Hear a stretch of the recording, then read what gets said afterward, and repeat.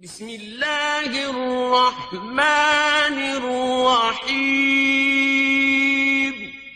اللہ کے نام سے شروع جو نہایت مہربان رحم والا۔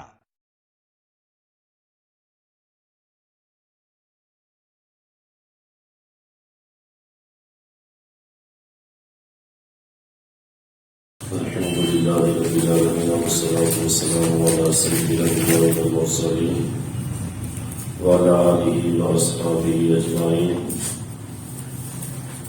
رب اشرح لي صدري ويسر لي أمري واحلل عقدة من لساني يفقهوا قولي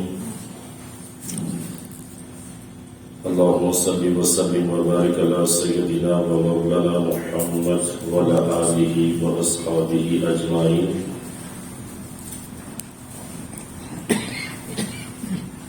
اللہ رب العزت کے فضل و کرم اور اس کی عطا سے اور اس کی عنایتوں سے انشاءاللہ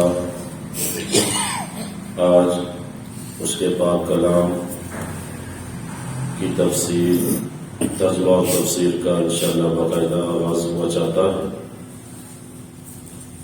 انشاءاللہ کوشش ہوگی کہ مختصر تفسیر اختیار کی جائے، کیونکہ ہمارا جو اعلامیہ ہے وہ 2 سال کے لیے، ٹائم تھوڑا آگے پیچھے ہو بھی سکتا ہے، مگر مکمل کوشش ہوگی کہ مختصر ہو، وگرنہ اللہ رب العزت جل جلالہ کا پاک کلام جس کے بارے میں فرمایا کہ اس میں ہر خوش کو تر کا بیان کر دیا گیا، ہر چیز کا بیان اس پاک کلام کے اندر، ایک ایک لفظ ایک ایک حرف کی تفسیر بیان کی جا سکتی۔ حروف یا الفاظ تو ایک طرف، ان حروف پہ جو اعراب ہے زیر زبر پیش یا 2 زبر 2 زیر 2 پیش، ان کے بھی معنی بیان کیے جا سکتے ہیں۔ پھر ایک ایک حرف کا عربی زبان کے اندر وہ ایک ایک حرف اپنا معنی بیان کرتا ہے۔ پھر اس کی تفاسیر مفسرین کے نزدیک، صوفیاء کے نزدیک اس تفسیر کے اندر کئی اقوال موجود ہیں، مگر کوشش ہماری ہوگی کہ انشاءاللہ مختصراً جو سمجھ میں آئے مختصر طور پر انشاءاللہ ہم اس کو آپ کے سامنے رکھا جائے گا۔ اللہ کی بارگاہ میں دعا ہے کہ مالک کائنات ہمیں اس میں کامیابی عطا فرمائے اور ہمیں سن کر اسے یاد رکھنے عمل کرنے کی توفیق عطا فرمائے۔ تمام حضرات ایک دفعہ نبی کریم صلی اللہ علیہ وآلہ وسلم کی ذات اقدس پر درود و سلام پڑھیں۔ اللہم صل وسلم وبارک علی سیدنا و مولانا محمد وعلی آلہ وصحبہ وبارک وسلم تسلیما کثیرا کثیرا۔ اعوذ باللہ من الشیطان الرجیم، بسم اللہ الرحمن الرحیم، الحمد للہ رب العالمین۔ اللہ کے نام سے شروع جو نہایت رحم فرمانے والا اور بہت ہی مہربان ہے۔ سورہ فاتحہ اس کی ابتدا بسم اللہ الرحمن الرحیم سے اللہ کے پاک کلام سے ہوا جاتی ہے۔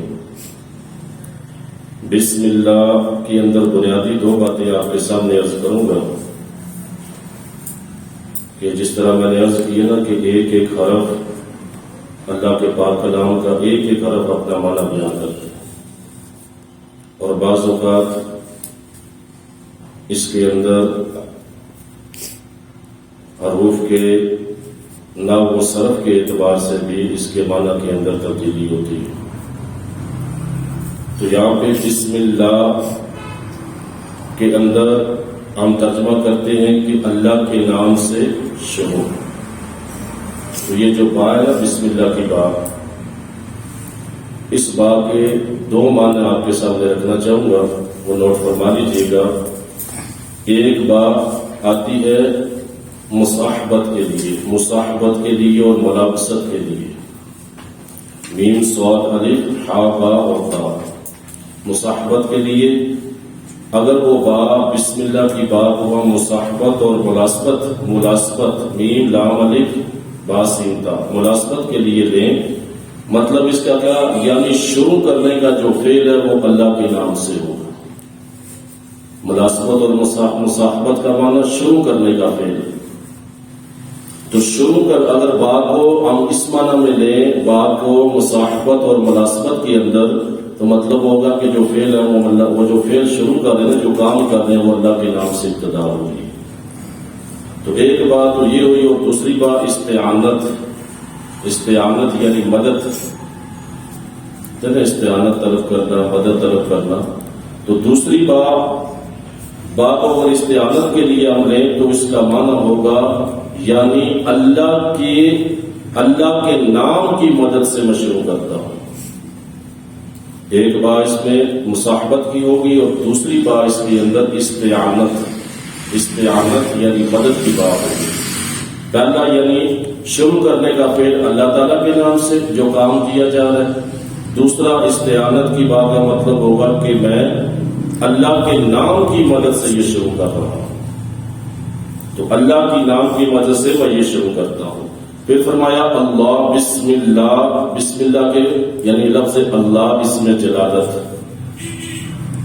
اب لفظ اللہ کی بھی کافی ساری تشریح ہے، مختصراً اس کی یہ سماعت فرما لیں اس لفظ کی کہ بعض لغت دان اور بعض آئمہ نے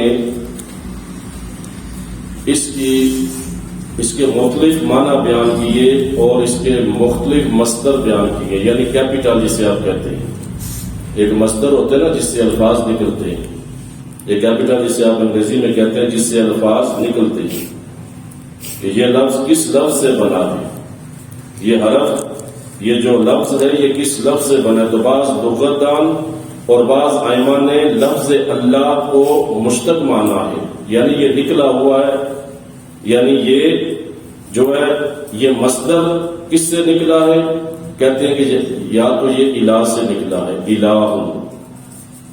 الہ سے مشتق ہے، اس کا مصدر الہ ہے، یا لاہو ہے، یا ولاہو ہے. یعنی مختلف بعض آئمہ نے اہل لغت نے اس کی یہ تشریح یعنی کہا کہ یہ لفظ اللہ ہے، یہ بھی مشتق ہے یعنی مصدر سے نکلا ہوا ہے. مگر اکثریت جو علماء کی ہے، جو مفسرین کی ہے، انہوں نے تحقیق کر کے یہ بات ثابت کی ہے کہ اللہ کسی لفظ سے نہیں بنا. لفظ اللہ جو ہے یہ کسی لفظ سے نہیں نکلا، کسی مصدر سے نہیں نکلا، کسی کیپیٹل سے نہیں نکلا. یہ اپنی بلکہ یہ اصل میں علم ہے، یہ صفت نہیں ہے. نہ کسی لفظ سے یہ نکلا ہے اور نہ ہی کسی موصوف کی یہ صفت ہے، بلکہ یہ علم ہے یعنی نام ہے. نام اس میں جلالت اللہ رب العزت کا نام ہے، اور یہ موصوف ہے، یہ موصوف ہے، یہ صفت نہیں، اور کسی موصوف کی صفت نہیں بنتا. اور حق یہ ہے کہ جس طرح اللہ کی ذات کسی سے، اللہ کی ذات کا جس طرح ادراک نہیں ہو سکتا اور وہ کسی سے نہیں بنی یعنی کسی دوسرے سے نہیں بنی، اسی طرح اس کی ذات پر دلالت کرنے والا جو لفظ اللہ ہے نا وہ بھی کسی سے نہیں بنا. جس طرح اس کی ذات کا احاطہ نہیں ہو سکتا، اس کی ذات کا ادراک نہیں ہو سکتا، اسی طرح لفظ اللہ جو اس کا اس میں جلالت ہے، اس لفظ کا بھی احاطہ ناممکن ہے. اور اس کی گہرائی میں جائے تو عقلیں حیران رہ جاتی ہیں.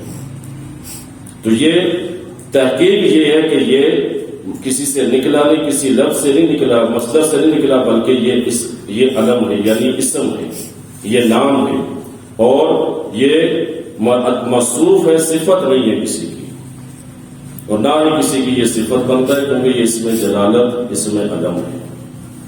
پھر اس کے بعد فرمایا الرحمن الرحیم. الرحمن اور الرحیم، بسم اللہ الرحمن الرحیم. اور یہی الرحمن اور رحیم سورہ فاتحہ کے اندر بھی اللہ رب العزت کی دونوں صفتیں آئی ہیں. اب الرحمن اور رحیم یہ صرف بسم اللہ کی بحث آپ کے سامنے عرض کر رہا ہوں. بسم اللہ الرحمن الرحیم. اب اللہ کے بعد دو صفات اللہ رب العزت کی ذکر کی ہے، دو صفتیں، الرحمن اور الرحیم. الرحمن اور رحیم ان دونوں کا جو مادہ ہے وہ رحمت ہے، یہ رحم سے نکلے. دونوں کا مادہ کیا ہے؟ رحمت. اور رحمت یہ جو ہے رحمان یہ اسم مبالغہ کا صیغہ ہے، یعنی کہ جس کے اندر شدت پائی جاتی ہے. رحمان اسم مبالغہ کا صیغہ ہے اور اس کے اندر مبالغے کی کیفیت ہے. اب رحمان یعنی کہ انتہائی زیادہ رحم کرنے والا، انتہائی زیادہ رحم فرمانے والا، انتہائی زیادہ رحم کرنے والا. پھر رحمت کو دیکھیں جس سے یہ نکلا ہے، رحمان کا لفظ رحمت کے مادہ سے نکلا، اس کا مادہ رحمت ہے. تو رحمت کو دیکھیں تو وہ رحمت کہتے ہیں رقت قلب کو. رحمت کیا کہتے ہیں؟ رقت قلب کو، قلب یعنی دل کی نرمی کو. رحمت کا جو لفظ ہے، اور اس رحمت کا تقاضا یہ ہوتا ہے کہ اگلے پہ احسان کیا جائے. آپ دیکھیں نا عموماً دنیا کے اندر بھی جب ہمارے دل میں رقت پیدا ہوتی ہے، کوئی چیز دیکھتے ہیں، جب کوئی کسی کمزور کو دیکھتے ہیں یا کسی مظلوم کو دیکھتے ہیں تو ہمارے دل میں کیا جذبہ ہوتا ہے؟ احسان کیا جائے، اس پہ نیکی کی جائے اس کے ساتھ. تو رقت قلبی کا تقاضا یہ ہوتا ہے کہ احسان کیا جائے. اور رقت قلب کبھی تو یہ صرف رحمت جو ہے نا، یہ لفظ رحمت جس سے یہ الرحمن نکلا ہے، رحمان کا لفظ نکلا ہے، کبھی تو یہ رحمت کے لیے بولا جاتا ہے، رقت قلب کے لیے یہ رحمت لفظ، اور کبھی احسان کے لیے بولا جاتا ہے. کبھی یہ رقت قلب کے لیے بولا جاتا ہے، اور مگر جب یہ صفت رحمت اللہ رب العزت کی صفت ہوگی تو اس کا معنی صرف اور صرف احسان کرنا اور فضل کرنا ہوگا. جب یہ لفظ رحمت اللہ رب العزت کی صفت ہوگی تو اس کا معنی پھر صرف احسان کرنا اور فضل کرنا ہوگا، نہ کہ رقت قلبی. اللہ کی ذات اس سے پاک ہے. رقت قلبی کا تعلق بندوں کے ساتھ، اللہ کے ساتھ نہیں. اللہ کسی پر رحمت فرماتا ہے یا احسان کرتا ہے تو اس کا رحمت فرمانا رقیق القلب ہونا نہیں یا رقت قلبی نہیں، بلکہ اس کا احسان کرنا اور اس کا فضل کرنا. اور پھر جب اس کا تعلق بندوں کے ساتھ ہوگا، اس رحمت کا تعلق بندوں کے ساتھ ہوگا، بندے کسی پہ رحم کریں گے تو اس کا مطلب رقت قلبی ہوتا ہے یا شفقت کرنا. اور لفظ رحمان جو رحمت سے نکلا ہے، رحمان اس کا اطلاق یہ بھی یاد رکھیں کہ صرف اللہ کی ذات پہ ہوگا. رحمان اب رحمان اس کا اطلاق صرف اور صرف اللہ کی ذات پہ کیا جائے گا، کیونکہ اس کا معنی ہے کہ وہ ذات جو ہر شے کو، ہر چیز کو محیط، وہ ذات جس نے ہر چیز کو، جس کی رحمت، جس کا احسان ہر چیز کو محیط ہو، ہر چیز کو گھیرے ہوئے ہو. رحمان اور اس کا مصداق صرف اللہ رب العزت ہے، اللہ کے سوا کوئی نہیں ہو سکتا. کہ رحمان کا اطلاق جب ہم اللہ کے لیے، رحمت کا اطلاق جب اللہ کے لیے ہوگا تو پھر وہ احسان کرنا، فضل کرنا. اور دوسرا رحمان صرف اور صرف اللہ کی ذات کے لیے بولا جائے گا، غیر اللہ کے لیے یا اللہ کے علاوہ نہیں بولا جا سکتا، کیونکہ اس کے معنی یہی ہے کہ وہ ذات جس کی رحمت ہر شے کو محیط ہو، ہر شے کو گھیرے ہوئے ہو، اس کی رحمت سے کوئی بھی بات نہ ہو. تو اس معنی کا مصداق صرف اور صرف اللہ کی ذات ہے، انسان نہیں یا کوئی اور نہیں ہو سکتا، صرف اللہ کی ذات. جبکہ لفظ رحیم، رحمان صرف اللہ کے لیے. اور اس ضمن کے اندر یہ بھی مسئلہ سے بات فرما دے کہ بعض لوگ نام رکھتے ہیں رحمان، اب تو رحمان رحمان کہہ کے بلاتے ہیں، تو یاد رکھے رحمان کہہ کے بلانا نہ چاہیے. رحمان صرف اللہ کا. اب تو رحمان کہا جائے گا، پورا نام بلایا جائے گا اور ادب سے بلایا جائے گا، اور اس نام کو بگاڑا بھی نہیں جائے گا، نام کو بگاڑنا بھی حرام ہے.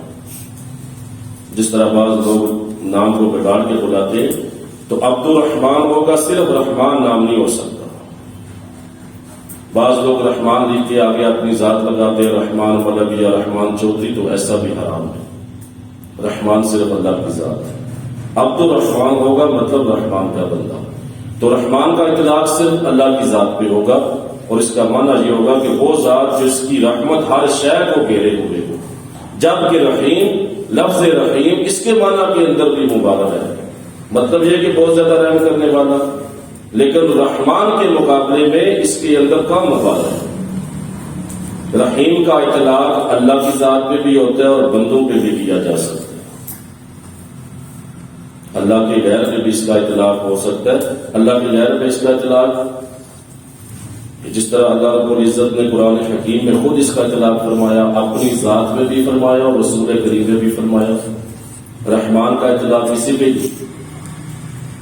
جبکہ رحیم کا اطلاق ارشاد فرمایا ان اللہ بالناس لرؤوف الرحیم، سورہ حجر، سورہ حج کی آیت نمبر 65، کہ بے شک اللہ لوگوں کے ساتھ بڑا ہی مہربان و رحم فرمانے والا ہے۔ یہاں پہ اللہ رب العزت کے رؤوف الرحیم اپنے لیے بھی ارشاد فرمایا، اور دوسرے مقام پہ سورہ توبہ کی آیت نمبر 128 میں ارشاد فرمایا لقد جاءکم رسول من انفسکم عزیز علیہ ما عنتم حریص علیکم بالمؤمنین رؤوف الرحیم۔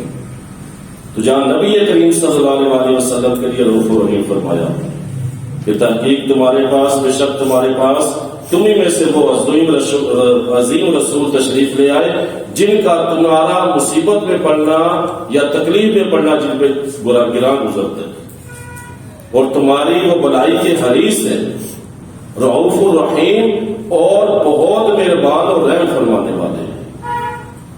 تو یہاں پہ یہ بات واضح ہوئی کہ رحمان صرف اللہ کے لیے اور رحیم بندوں کے لیے بولا جا سکتا ہے۔ اللہ نے خود نبی کریم صلی اللہ علیہ وسلم کو رؤوف بھی فرمایا اور رحیم بھی فرمایا۔ پھر اس کے اندر ایک اور بات کہ رحمان، ایک اور یہ بھی ہے کہ رحمان کا تعلق جو ہے وہ دنیا اور آخرت کے ساتھ ہے۔ رحمان کا تعلق دنیا اور آخرت کے ساتھ، یہ یعنی کہ آپ دیکھیں نا، رحمان اللہ رب العزت دنیا کے اندر بھی رحمان ہے، اس معنی کے اندر کہ اس کا جو فضل اور احسان ہے مسلمانوں پہ بھی ہے، کافروں پہ بھی ہے۔ اب کافر کیا ہے؟ اس کی نافرمانی کرنے والے، انکار کرنے والے، لیکن اس کے باوجود انہیں رزق دیتا ہے، انہیں صحت عطا کرتا ہے، انہیں ساری سہولتیں دیتا ہے، اللہ کی ذات ساری سہولیات انہیں عطا فرماتی، لیکن یہ اللہ کا احسان ہے ان پہ۔ اللہ ان سے رزق کو نہیں روکتا، اللہ ان پہ فوراً عذاب نازل نہیں کرتا۔ تو رحمان اس کا تعلق مومنوں کے ساتھ بھی اور کافروں کے ساتھ بھی ہے کہ اس کی رحمت کو اس کی رحمت، جس طرح میں نے پہلے عرض کیا نا کہ وہ ذات جس کی رحمت ہر چیز کو محیط ہو، وہ ذات جس کی رحمت ہر چیز کو گھیرے ہوئے ہو، تو اس چیز کے اندر جتنی ہر چیز کے اندر مسلمان بھی آ جائیں گے، کافر بھی آ جائیں گے۔ تو رحمان کا تعلق دنیا اور آخرت کے ساتھ، دونوں کے ساتھ ہے، جبکہ رحیم کا تعلق صرف آخرت کے ساتھ۔ رحمان رحم فرمانے والا، نہایت رحم فرمانے والا، وہ دنیا میں وہ مسلمانوں پہ بھی رحم کرتا ہے، کافروں پہ بھی رحم کرتا ہے، کافروں کی فوراً گرفت نہیں کرتا، یہ اس کا رحم ہے ان پہ۔ جبکہ رحیم کا تعلق صرف آخرت میں مسلمانوں کے ساتھ ہوگا، اللہ ان کے ساتھ جو رحمت والا معاملہ فرمائے گا وہ صرف آخرت میں اس کا احسان صرف مومنوں پہ ہوگا۔ تو یہ رحیم اس معنی کے اندر کہ اس کا تعلق آخرت کے ساتھ ہے، اور اس کا احسان جو ہوگا وہ جو مہربان ہے، وہ جو رحم فرمانے والا ہے، تو اس کا رحم صرف اور صرف آخرت میں مسلمانوں پر، مومنوں پر ہوگا۔ تو یہ تھی الرحمن الرحیم، اللہ رب العزت کی دو صفت۔ بسم اللہ الرحمن الرحیم۔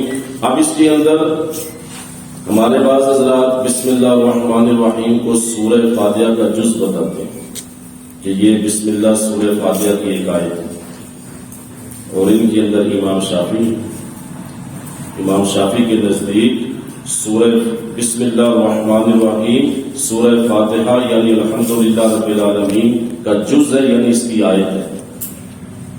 جبکہ امام اعظم ابو حنیفہ احناف کے جو امام ہیں، ہم حنفیوں کے جو امام ہیں، آپ کے نزدیک بسم اللہ الرحمن الرحیم جو سورت کے اوپر لکھی جاتی ہے، یہ سورہ فاتحہ کا جز نہیں ہے، یہ سورت فاتحہ کا جز نہیں ہے، اس کا حصہ نہیں ہے، یہ صرف تبرکن لکھی جاتی ہے، اور اللہ کا نام لکھا جاتا ہے برکت حاصل کرنے کے لیے کہ جب بھی شروع کیا جائے تو اللہ کا پاک نام لے کے شروع کیا جائے۔ ہاں، سورہ نمل کے اندر قرآن پاک کی یہ آیت ہے، لیکن جو ہر سورت کے شروع میں لکھی جاتی ہے وہ اس سورت کا حصہ نہیں ہوتی،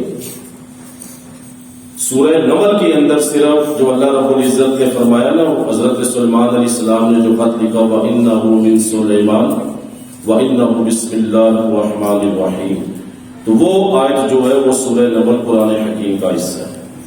تو یہ جو بسم اللہ الرحمن الرحیم جو ہر سورت کے اوپر لکھا جاتا ہے، یہ ہر سورت کا جز نہیں ہے، صرف سورہ نمل کے اندر یہ آیت مبارک ہے۔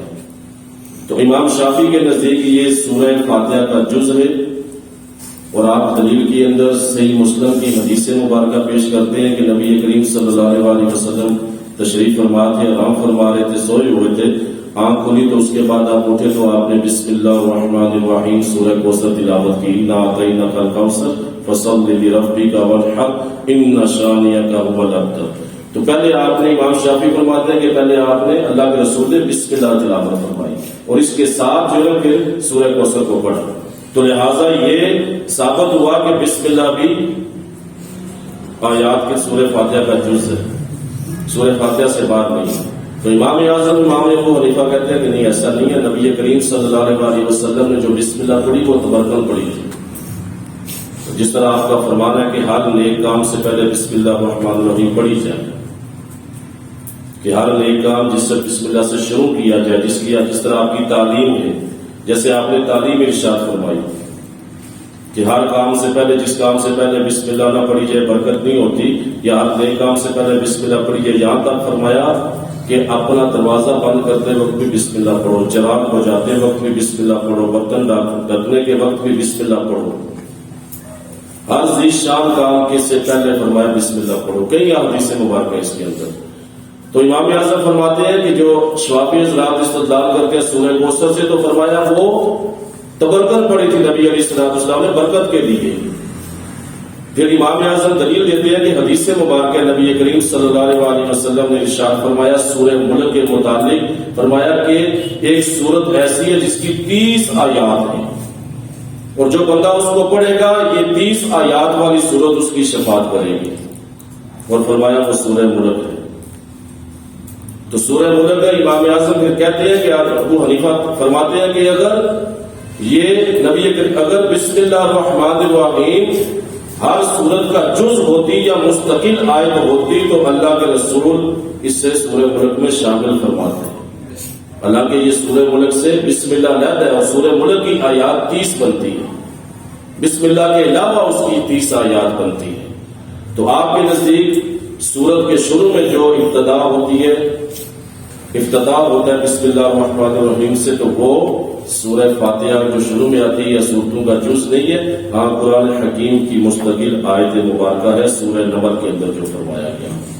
اور اسی طرح امام مالک کے نزدیک بھی وہ بھی کہتے ہیں کہ یہ سورہ فاتحہ کے جز نہیں ہے، آیت نہیں۔ امام احمد آپ فرماتے ہیں کہ صرف سورہ فاتحہ کا جز ہے۔ امام احمد بن حنبل یعنی کہ مذاہب اربعہ کے نزدیک امام اعظم ابو حنیفہ اور امام مالکیوں کے امام، ان کے نزدیک جو ہے وہ بسم اللہ سورہ فاتحہ کا جز نہیں ہے، جبکہ امام شافعی ان کے نزدیک بسم اللہ سورہ فاتحہ کا جز ہے، ایک مستقل آیت ہے۔ اور امام احمد بن حنبل آپ فرماتے ہیں کہ یہ صرف سورہ فاتحہ کا جز ہے، بقیہ سورتوں کا یہ جز نہیں ہے۔ امام احمد بن حنبل کے نزدیک یہ صرف سورہ فاتحہ کا جز ہے۔ تو یہ مذاہب اربعہ کے نزدیک ان کے اپنے دلائل ہیں، احادیث مبارکہ سے اپنے استدلال ہیں۔ احناف کے نزدیک، شافعیوں کے نزدیک، مالکیوں کے نزدیک، حنبلیوں کے نزدیک ان کے اپنے اپنے دلائل، اور ہر وہ بندہ جو ان کا مقلد ہے یا ان کی پیروی کرنے والا ہے اس کے لیے بہتر ہے کہ انہیں کی اقتداء کرے۔ پھر نماز کے اندر بسم اللہ پڑھنا، نماز کے اندر بسم اللہ پڑھنا حنفیوں کے نزدیک تمام نمازوں میں چاہے نفل ہو فرض ہو بسم اللہ پڑھی جائے گی، بسم اللہ پڑھی جائے گی۔ امام مالک کے نزدیک نہ فرض میں پڑھی جائے گی اور نہ نفل میں پڑھی جائے گی۔ امام مالک کے نزدیک، ان کے نزدیک ویسے بھی وہ بسم اللہ جز نہیں ہے سورہ فاتحہ کا، تو بسم اللہ امام مالک کے نزدیک نہ فرض نماز میں پڑھی جائے گی نہ نفل نماز میں بسم اللہ پڑھی جائے گی۔ اور امام احمد کے نزدیک صرف سورہ فاتحہ میں پڑھی جائے گی، کیونکہ آپ صرف سورہ فاتحہ کو جز مانتے ہیں بسم اللہ کا، اور کسی کو نہیں مانتے۔ اس کے علاوہ امام احمد کے نزدیک بھی وہ بسم اللہ نہیں پڑھی جائے گی۔ پھر نماز کے اندر عموماً آپ دیکھتے ہوں گے کہ آمین بعض لوگ زور سے پڑھتے ہیں اور بعض لوگ آہستہ پڑھتے ہیں۔ اکثر آمین جہر سے پڑھتے ہیں اور بعض سری انداز یعنی آہستہ انداز میں پڑھتے ہیں۔ تو نماز میں جہر سے آمین کہنا حنفیوں کے نزدیک، احناف کے نزدیک، ہم حنفیوں کے نزدیک یہ آہستہ آواز میں کہا جائے گا، اور امام شافعی کے نزدیک اونچی آواز میں کہا جائے گا، اور اہل حدیث حضرات بھی اسی طرح اونچی آواز میں کہتے ہیں۔ فی زمانہ جو اہل حدیث حضرات کہلاتے ہیں وہ بھی اونچی آواز میں آمین کہتے ہیں۔ تو یہ حنفی شافعی کے نزدیک اونچی آواز میں جو ہے نا وہ اونچی آواز میں آمین کہا جائے گا۔ پھر اس کے اندر چند مسائل سماعت فرما لیں بسم اللہ کے متعلق، کیونکہ یہ بھی صرف بسم اللہ کی بحث جا رہی ہے۔ بسم اللہ الرحمن الرحیم، سورہ فاتحہ کی ابتدا میں بسم اللہ پڑھنا۔ جب ہم پڑھتے ہیں نماز شروع کرتے ہیں، ثنا پڑھتے ہیں، تعوذ پڑھتے ہیں، پھر اس کے بعد بسم اللہ پڑھ کے پھر الحمد شریف پڑھتے ہیں، تو سورہ فاتحہ سے پہلے یہ جو بسم اللہ پڑھی جاتی ہے یہ سنت مبارک، یہ سنت ہے۔ سورہ فاتحہ سے پہلے یہ سبحانک اللہم وبحمدک وتبارک اسمک وتعالی جدک ولا الہ غیرک اعوذ باللہ من الشیطان الرجیم بسم اللہ الرحمن الرحیم، یہ بسم اللہ جو ہے نا الحمد سے پہلے یہ سنت ہے۔ پھر وَلَضَّالِّينَ جب ہم کہتے ہیں سورت میں لانے سے پہلے جو ہم بسم اللہ پڑھتے ہیں وہ صرف مستحب ہے، یاد رہے وہ بسم اللہ سنت نہیں، صرف مستحب ہے۔ یعنی الحمد کے بعد سورت بلانے سے پہلے ہم جو کہتے ہیں نا بسم اللہ الرحمن الرحیم، پھر اس کے بعد سورت پڑھتے ہیں تو وہ جو ہے نا صرف مستحب ہے، سنت نہیں ہے۔ پھر اس کے اندر یہ بھی یاد رکھیں کہ بسم اللہ تلاوت کے دوران قرآن حکیم کی ایک سورہ توبہ ہے، اس سے پہلے سورۃ الانفال ہے، تو سورہ توبہ آ جائے اگر تلاوت کرتے ہوئے، سورہ انفال اس سے پہلے سورہ انفال تلاوت کرتے کرتے اگر آپ آخر میں پہنچے ہیں، اس کے بعد سورہ توبہ پہ چلے گئے تو بسم اللہ نہیں پڑھی جائے گی، بسم اللہ نہیں پڑھی جائے گی۔ اگر الگ سے آپ سورہ توبہ پڑھیں گے تو پھر بسم اللہ پڑھ سکتے ہیں۔ اس کی وجہ کہ اس کے اندر سیدنا عثمان غنی رضی اللہ تعالیٰ عنہ اس سے ہی منقول ہے، آپ سے ہی مروی ہے کہ آپ نے اس کو ایسے ہی لکھا۔ وجہ اس کی یہ کہ احتمال تھا اس کے اندر کہ یہ سورہ جو اس سے ماقبل سورت ہے سورہ انفال اس کا حصہ نہ ہو۔ نبی کریم علیہ الصلوۃ والتسلیم سے ایسی سماعت کیا، آپ نے بسم اللہ نہیں پڑھی سورہ توبہ سے پہلے، اور صحابہ کو بھی سیدنا عثمان غنی جنہوں نے قرآن حکیم کو جمع کیا، ان کو بھی یہ احتمال تھا کہ یہ سورہ توبہ جو ہے یہ کہیں اپنے ماں قبل پہلے والی سورۃ الانفال کا حصہ نہ ہو، اس لیے یہ جیسے تھا اس کو ویسے دیکھ دیا۔ یعنی سورہ انفال کے بعد آپ آئے نا پڑھتے پڑھتے سورہ انفال اینڈ ہوگی تو آگے سورہ توبہ ڈائریکٹ شروع کر دیں گے، بسم اللہ نہیں پڑھی جائے گی۔ اگر لفظ سے سورہ توبہ پڑھیں گے تو پھر بسم اللہ الرحمن الرحیم پڑھ سکتے ہیں۔ اسی طرح بعض وہ مقام اس طرح وضو سے پہلے بسم اللہ سنت ہے، وضو سے پہلے بسم اللہ پڑھنا یہ سنت ہے۔ اسی طرح مشتبہ چیزیں جو ہیں، مشتبہ چیزیں جن کے حلال اور حرام کا ہمیں نہیں پتہ، اختلاف پایا جاتا ہے، جیسے سگریٹ پینا، تمباکو نوشی کرنا، سگریٹ پینا، نسوار وغیرہ، تو اس سے پہلے بسم اللہ پڑھنا مکروہ ہے، بہتر نہ پڑھی جائے۔ یعنی یہ چیزیں فی نفس ہی حلال تو ہے لیکن اس کے اندر اختلاف ہے علماء کا، بعض اس سے مکروہ تحریمی کہتے ہیں سگریٹ پینے کو، بعض اس سے حرام بھی کہتے ہیں، اکثریت نہیں اقلیت کی بات کر رہا ہوں، اس لیے کہ یہ اپنی جان کو نقصان میں ڈال دیں، کہ یہ جان اللہ کی امانت ہے، اس کے اندر تصرف نہیں کر سکتے، کسی نقصان نہیں پہنچا سکتے، تو ایسی چیزیں کھانا یا پینا جس سے اس جان کو نقصان پہنچے، تو اس بیس میں بعض علماء اسے حرام کہتے ہیں، لیکن اکثریت کے نزدیک حرام نہیں سگریٹ پینا، اس طرح کے معاملات، کیونکہ اگر حرام کا فتویٰ دے دیا جائے تو پھر کثیر تعداد میں لوگ گناہ گار ہو جائیں گے، لوگوں کا گناہ گار ہونا لازم آ جائے گا۔ کتنے لوگ پیتے ہیں، مسلمان پیتے ہیں اسے، تو زیادہ سے زیادہ مکروہ، تو اس سے پہلے اگر ایسا بھی معاملہ ہو تو بسم اللہ نہ پڑھی جائے۔ اسی طرح بعض مقام ایسے ہیں کہ جہاں پر اگر بندہ بسم اللہ پڑھے گا تو کافر ہو جائے گا، یہ بھی قابل توجہ بات ہے کہ وہ حرام قطعی جس سے اللہ رب العزت نے قرآن حکیم کے اندر نص قطعی کے ساتھ حرام قرار دے دیے، جیسے شراب پینا، زنا کرنا۔ اگر کسی بندے نے اس سے پہلے بسم اللہ پڑھی تو وہ کافر ہو جائے گا۔ کیوں کہ بسم اللہ کیا ہے؟ اللہ کی رضا شامل کرنا کسی نیک کام کے اندر، اللہ کی رضا کو شامل کرنا، اللہ کو راضی کر کے اس میں شامل کرنا، اس کی رضا کو، اس کی رحمت کو طلب کرنا ہے۔ تو جن چیزوں کو اللہ رب العزت نے حرام قرار دے دیا، اس حرام کام کے اندر اللہ کو دعوت دے رہا ہے کہ اللہ کی رضا شامل ہے، تو گویا اللہ کے حرام کو حلال قرار دے رہا ہے ایسا بندہ۔ تو ایسے مواقع پہ بسم اللہ پڑھنا، حرام کاموں پہ بسم اللہ پڑھنے سے بندہ کافر ہو جائے گا۔ اسی طرح حالت جنوب کے اندر جس بندے پہ غسل فرض ہوتا ہے، بندے پہ غسل فرض ہوتے ہیں نا، غسل کے فرائض آتے ہیں نا آپ سب کو، غسل کے فرض، شادی شدہ بندہ یا جس بندے پہ غسل فرض ہو جائے تو وہ اسے جنبی کہتے ہیں۔ حالت جنوب کے اندر جو ہے نا، قرآن کی نیت سے بسم اللہ نہیں پڑھ سکتے، قرآن حکیم کی نیت سے بطور قرآن بسم اللہ کو پڑھنا یہ حرام ہے اس کنڈیشن کے اندر۔ اور جنب کی حالت کے اندر جب غسل فرض ہو، قرآن پاک کو ہاتھ بھی نہیں لگا سکتے، قرآن پاک کو نہیں پڑھ سکتے، زبانی بھی نہیں پڑھ سکتے، یہ یاد رکھیے گا۔ اس کنڈیشن کے اندر جب غسل فرض ہوتا ہے، قرآن حکیم کو زبانی بھی نہیں پڑھ سکتے۔ ہاں، بطور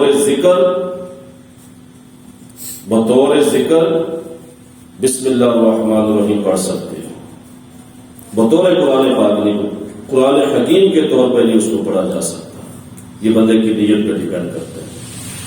تو یہ تھی بسم اللہ الرحمن الرحیم کے متعلق چند مختصر سی تفسیر جو میں نے آپ کے سامنے عرض کی۔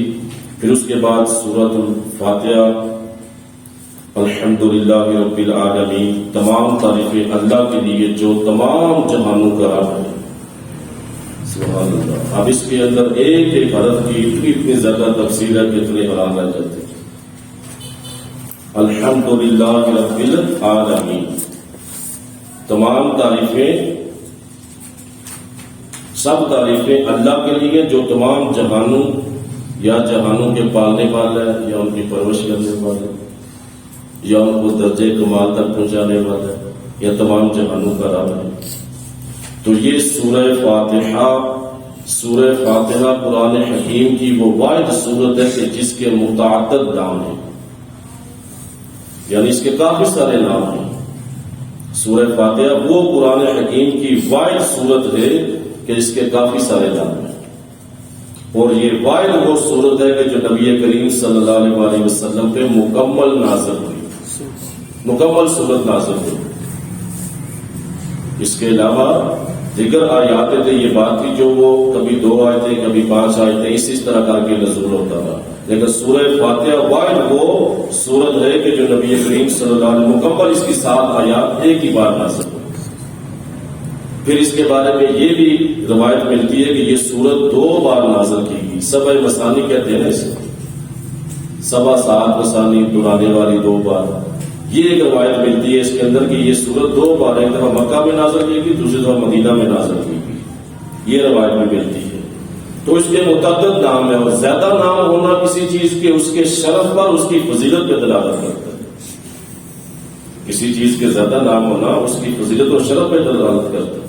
آپ دیکھیں نا، اہل عرب جو ہے، لغت، اہل زبان ہے نا، ایک ایک چیز کے کئی نام رکھے ہوئے ہیں،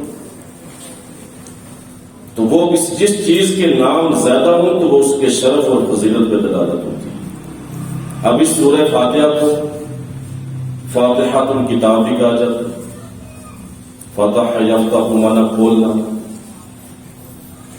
فاتحۃ الکتاب، اور اللہ کے رسول نے خود اپنی زبان سے فرمایا، حدیث مبارکہ موجود ہے، اس کو فاتحۃ الکتاب قرار دیا۔ اور اس فاتحۃ الکتاب کو اس لیے آپ دیکھیں، بدیع سی بات ہے جو عقل پہ آنے والی ہے کہ آپ دیکھیں قرآن فاتحہ نہ کھولنا، افتتاح سے فاتحۃ الکتاب، تو آپ دیکھیں قرآن شریف کی جب آپ ابتدا کرتے ہیں تو اسی صورت سے ہوتی ہے، افتتاح قرآن کا اسی صورت سے، پھر تعلیم کی ابتدا جب سیکھتے ہو تب بھی اسی صورت سے ابتدا ہوتی ہے. تعلیم کی ابتدا بھی اسی صورت سے، اور نماز میں جو قرات کی جاتی ہے اس کی ابتدا بھی اسی صورت سے ہوتی ہے. اس لیے سے فاتحۃ الکتاب کہا جاتا ہے، اس لیے مصوم کیا گیا اس کو فاتحۃ الکتاب. اور اللہ کے رسول صلی اللہ علیہ وسلم نے خود اسے فاتحۃ الکتاب فرمایا. اور اسی طرح اس کا نام ہے کہ ام القرآن. سورہ فاتحہ کا ایک نام ام القرآن. ام کہتے ہیں کسی چیز کی بنیاد کو، کسی چیز کی اصل اور بنیاد کو ام کہا جاتا ہے. کسی چیز کی اصل اور بنیاد کو کیا کہتے ہیں؟ ام کہا جاتا ہے. ام القرآن یعنی قرآن کی اصل اور بنیاد یہ صورت ہے.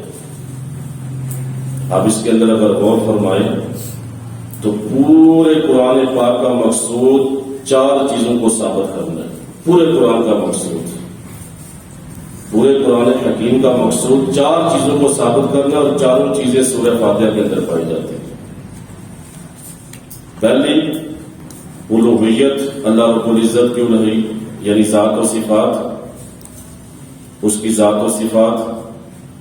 الوہیت اللہ کی ذات و صفات کا بیان. الحمدللہ رب العالمین الرحمن الرحیم اس کے اندر موجود ہے. اللہ کی ذات کا بھی، اس کی صفات کا بھی. الحمدللہ رب العالمین. پھر الرحمن الرحیم اس کی ذات کا بیان ہو گیا، لفظ اللہ. رب العالمین بھی ہو گیا، پھر اس کی صفات کا بھی ذکر ہو گیا. تو پھر دوسری چیز فرمایا معاد یعنی مر کے اٹھنا، حشر و نشر جسے کہتے ہیں. معاد میم عین الف دال، میم پہ زبر عین پہ زبر. معاد یعنی مر کے اٹھنا. تو وہ فرمایا مالک یوم الدین، روز جزا کا مالک. تو اس کا ذکر اس کے اندر آ گیا، روز جزا کے اندر، کہ وہ مر کے اٹھیں گے روز جزا کے اندر. پھر دوسرا اس کے اندر فرمایا قضاء و قدر. دیکھیں نا 4 چیزوں کا مقصود ہے نا قرآن حکیم. اللہ کی ذات و صفات،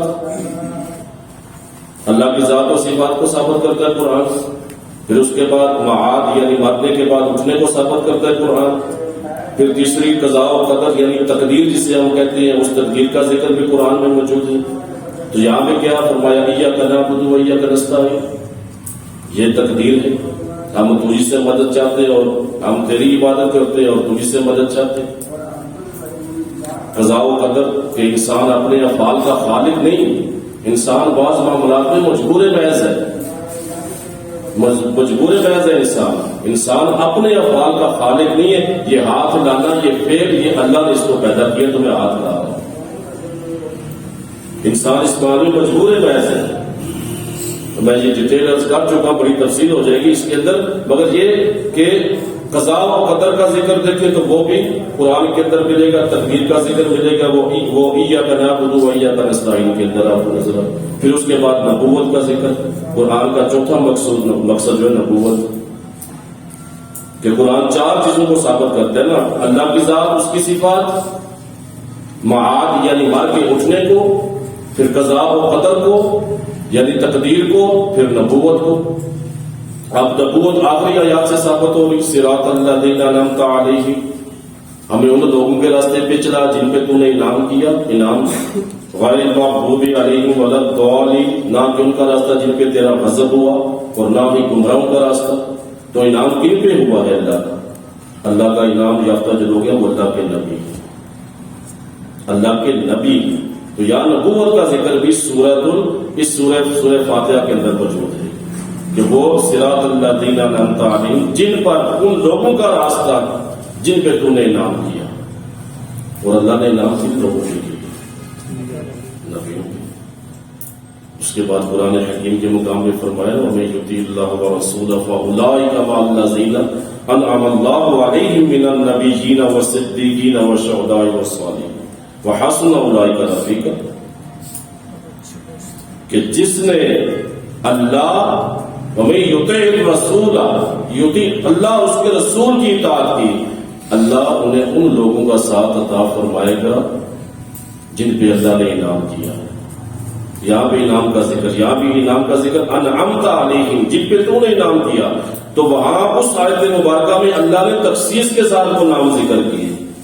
انعم اللہ علیہم من النبیین، جن پہ اللہ نے انعام کیا وہ کون ہے؟ فرمایا اللہ کے نبی، شہداء ہیں، صدیقین ہیں، صالحین یعنی اللہ کے اولیاء ہیں، اللہ کے اولیاء ہیں۔ تو صراط الذین انعمت، جن پہ تیرا انعام ہوا، انعام کن پہ ہوا؟ انعام نبیوں پہ ہوا، رسولوں پہ ہوا، صدیقین پہ ہوا، شہداء پہ ہوا، صالحین یعنی اللہ کے اولیاء پہ ہوا۔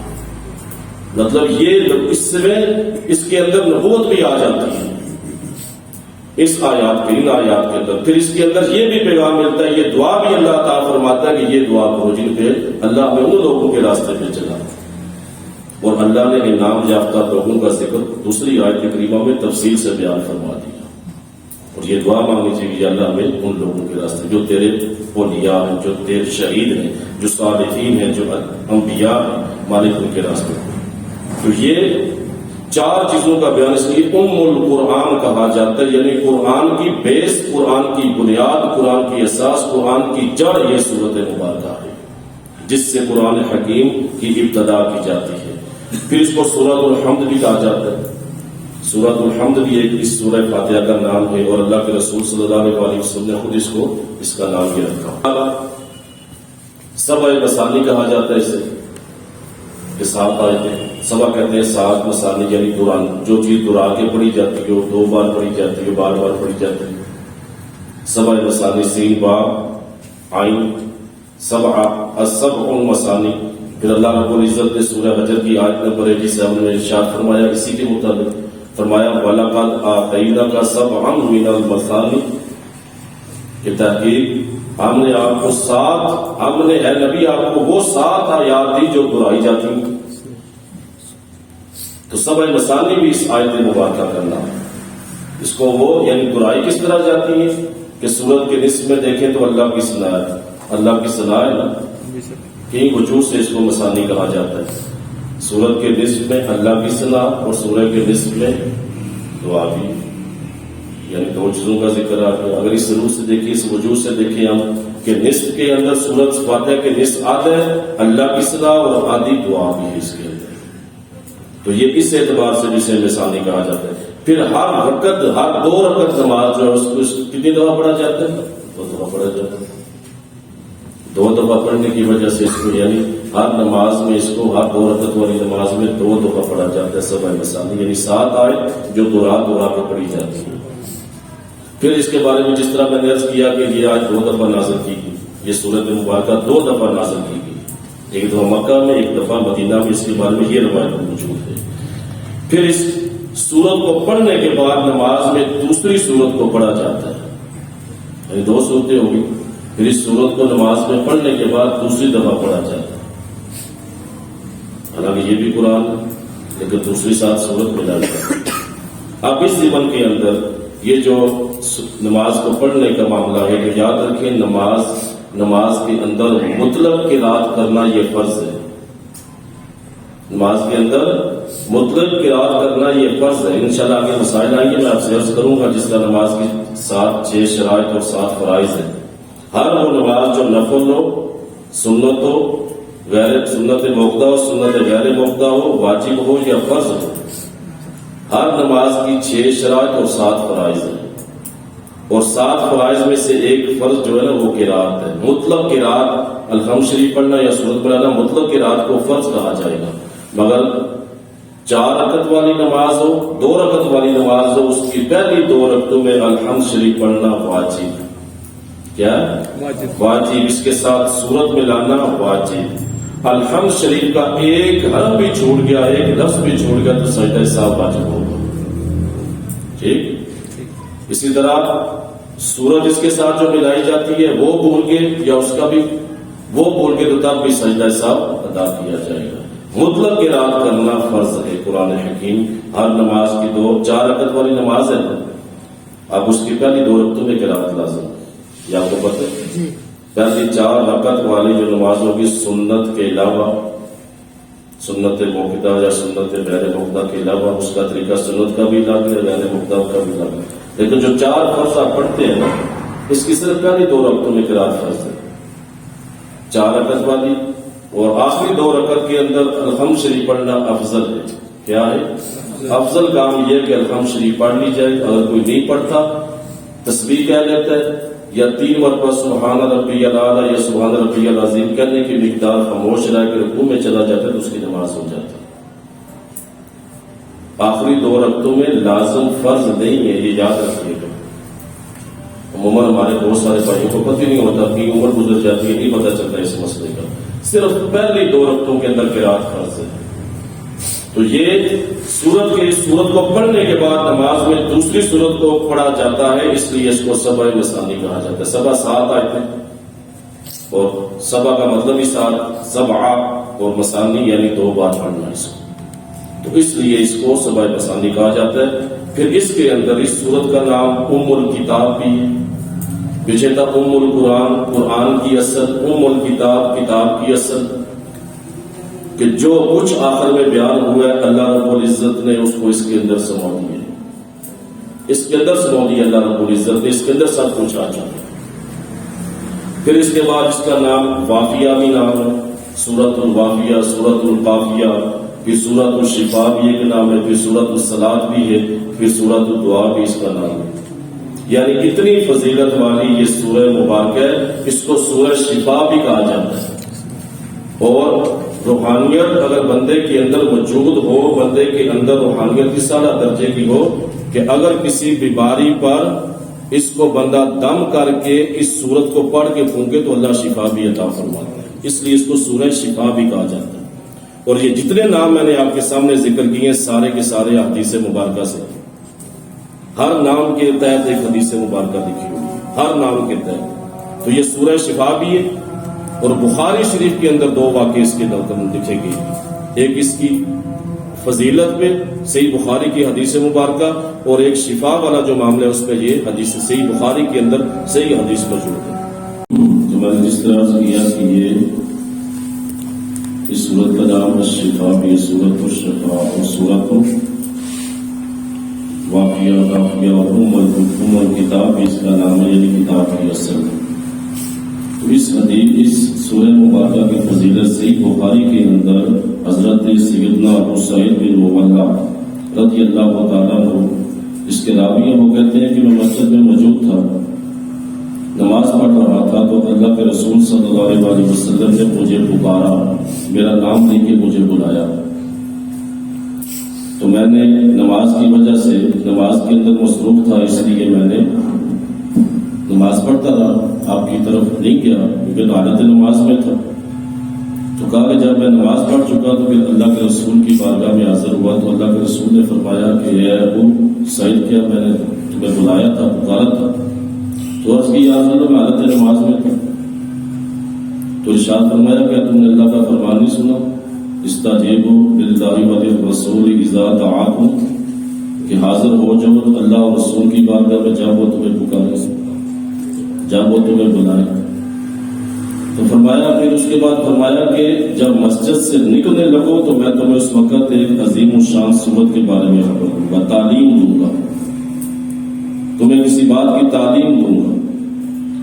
تو تھوڑی دیر کے بعد جب مسجد سے آپ، وہ راوی خود ہی وہ کہتے ہیں کہ جب میں نکلنے لگا تو میں نے عرض کی یا رسول اللہ، آپ نے حکم فرمایا تھا، کیا مجھے تعلیم ارشاد فرمائیں گے کسی اہم بات کی؟ تو ارشاد فرمایا یاد رکھو کہ مجھے الحمدللہ رب العالمین ایک عظیم الشان صورت ہے جو مجھے عطا کی گئی، اور یہ قرآن کی سب سے عظیم صورت ہے، سب سے عظیم صورت ہے. یہ صحیح بخاری کے اندر اس صورت کی فضیلت اللہ کے رسول نے بیان فرمائی. تو ایک اس حدیث سے بھی اور قرآن کی اس آیت سے بھی یہ ثابت ہوا کہ اللہ رسول کا معاملہ عام لوگوں جیسا نہیں. اللہ کے رسول اگر پکاریں یا بلائیں تو بندہ نماز چھوڑ کے آپ کی بارگاہ میں حاضر ہوگا اور اس کی نماز بھی نہیں ٹوٹے گی. وہی اللہ اس کے رسول کا قانون اللہ نے قرآن میں واضح نص فرما دی. تو یہاں اس سورت کو بھی اللہ کے رسول صلی اللہ علیہ وسلم نے عظیم ترین سورت قرار دیا. تو اس کی فضیلت میں یہ کافی ساری حدیث مبارکہ موجود ہیں. پھر وہ سورہ شفا، وہ سورہ شفا کو کہا جاتا ہے. میں نے عرض کیا نا کہ اگر اس کو پڑھ کے پھونکا جائے، بندے کے اندر اگر روحانیت موجود ہو، بندہ صحیح معنوں کے اندر روحانیت کا حامل ہو تو یہ سورہ یقیناً شفا دیتی ہے. یقیناً شفا دیتی ہے۔